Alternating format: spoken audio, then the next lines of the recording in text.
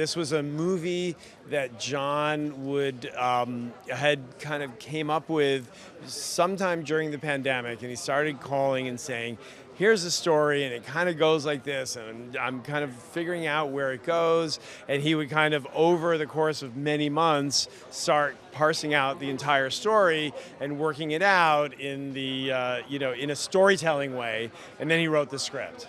Joe pursued this role, and in such a lovely way. He was passionate about it. He had read the script. He called John, said, I'm the person to play it, and here's why. And he spoke with him about it, and he turned out to be absolutely the perfect mix of kind of warmth and experience, and it kind of felt he exactly knew who this character was even before we really understood it. He plays a character who is a little worn down by the business and by the industry, and but at the same time he has this incredible warmth and an incredible simpatico way about him that is that Eve falls for, and that I think we all do. It's always a thrill to premiere a film here. This is the warmest audience. It's a movie-loving audience, and this is a crowd-pleasing movie. It's a match made in heaven. I think when we started talking with Apple, they said, "Oh, this movie is our movie," and we said, "Oh, great! Tell us about it." And they're like, "No. This movie was made for Apple. This is about technology. It's about the warm side of technology. It's about having to connect people through technology. It's about music. It's about how you can use computers to create music." And we were kind of saying like, we intended that from the very beginning. They explained the movie to us in a way that we didn't really understand when we were making it. It's a film about mother and son.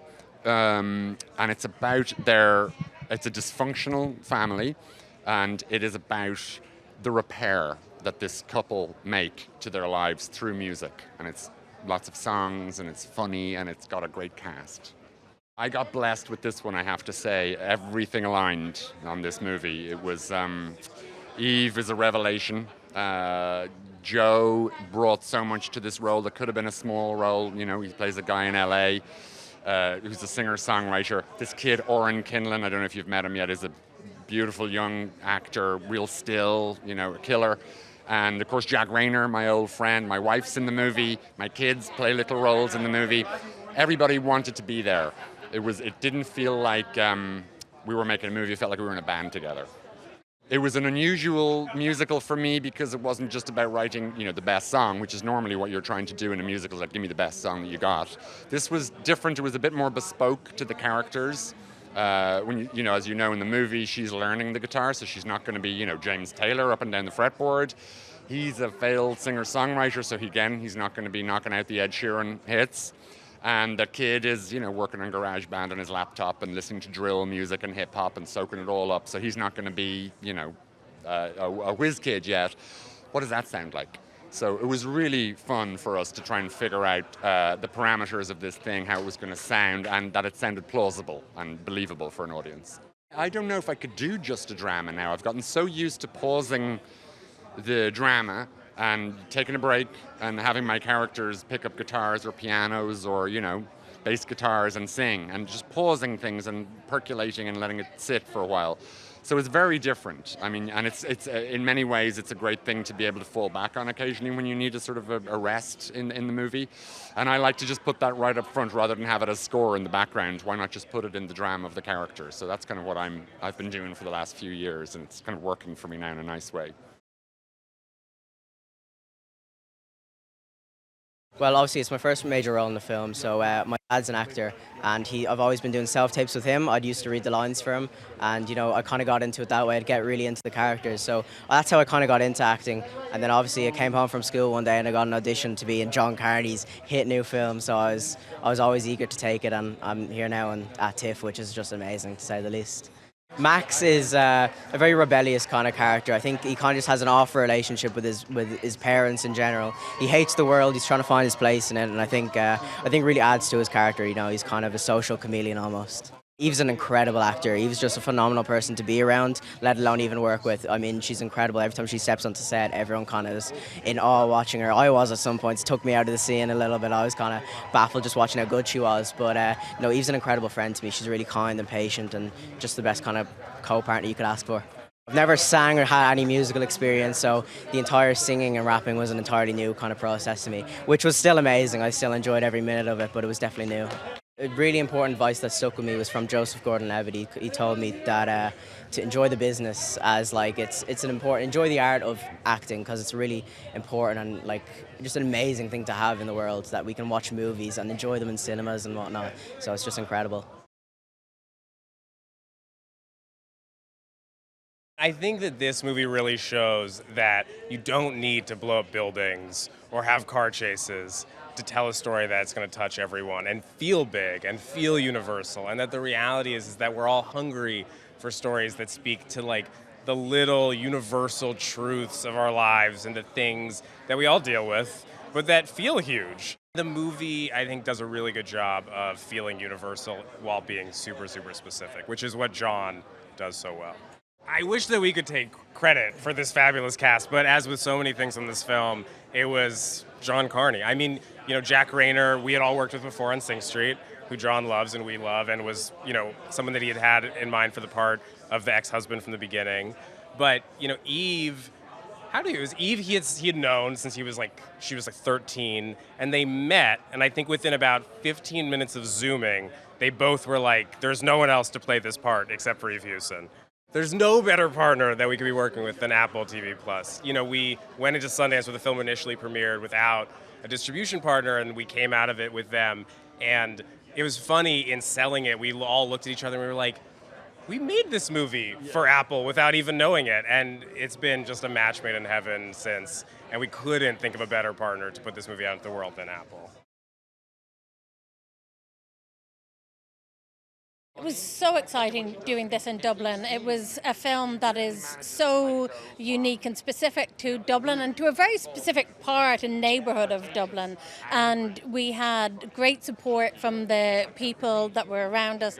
And it just felt exhilarating the whole time that we knew that there was something really joyful and fun about making this movie. So it was, I really can say it was one of the proudest moments of my career, just being able to pull all of those communities together. It was fantastic. Well, I have to say for me personally, you know, when I started out in the film industry a long time ago, my dream was to make a musical. And, you know, the idea of bringing in a real, as Rob says, in a really authentic way, in a way that feels that it's not superimposed onto the film. For me, every time the music soars in the film or there's one of those songs, my heart just bursts with pride. I'm just like, I'm so proud to have been a part of making this and seeing it come to life. So really, I don't know if there's a specific one. I mean, the rooftop scene certainly is one that I absolutely love, but I just think every time the music complements the emotions of the films in that way, it just makes me very proud to be a part of it.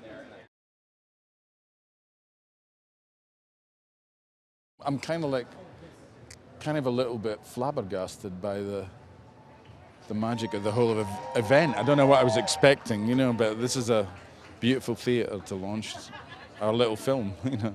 We actually brought in Eve Hewson, who plays Flora, and Joseph Gordon-Levitt in on their songs. We brought them in on the lyrics because they understood their characters and they'd started shooting and they were already in that frame of mind. We took them into the studio and I'd never done that before, and it was a John Carney idea, which he has many, many mad ideas that always turn out to be brilliant. And we sat with them and said, would your characters say this? Would they think this? Would they feel this? And tweak the lyrics around the characters. I knew we needed a song for that big moment in a pub, and I wanted the audience to feel something more than just, oh, it's just a big knees up in a Irish pub. But I wanted that as well, you know. My favorite song in Flora is all of them. I mean, honestly, they all have such different personalities.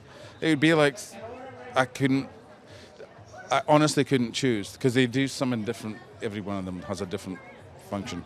I love working with John Carney. I've worked with John since probably 8 or 9 years ago. We started working together on Sing Street, and basically from there on we've continued to work together and develop our relationship, and just got it's almost telepathic way of working together.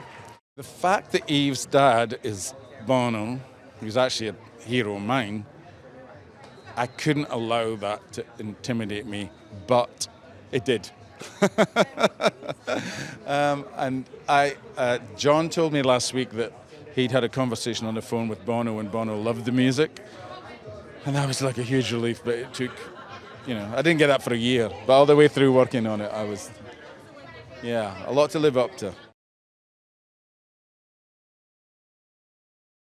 It's not a Dublin and it's not an Ireland that we see very often on screen. In Flora and Son, we're in the very heart of Dublin, in one of the oldest communities in Dublin, and they welcomed us with open arms. And I think, the great thing that John does is he finds a way into those places, and he is really meticulous in painting an honest and true and respectful portrait. And these people let us into their lives and let us into their community, and it was just a beautiful thing. And it never rained once the whole time we shot the film, which, if you know anything about Ireland, is a very unique thing. I think, beauty's in the eye of the beholder, and it's to a certain extent in the eye of John Carney, who wrote and directed this movie. I think you're absolutely right. You hit the nail on the head. What is great about Flora and Son is that it is a very real and true portrait of a working class neighborhood in Dublin, but it also shows us the beauty of those places. And, you can look at that and you can take the view that this is a neighborhood where there maybe are some problems and maybe there is some deprivation, and but there's also beauty, there's community, there's love, there's all of those things, and John captures that so beautifully, I think. Something about coming in at 7 o'clock in the morning and John Carney going, "Listen, come here. I've just myself and Gary have just written a new song here. I'm just going to play it for you." It's like 7 o'clock in the morning. You're like, you have a million things in your head, and suddenly this guy is playing this song, and you're just going, that is joy. It is literally a joyous thing as a producer to go, "Oh, I'm like, this is just, you wrote this last night and we're going to do it today." Yeah. I mean, it's been an absolute joy.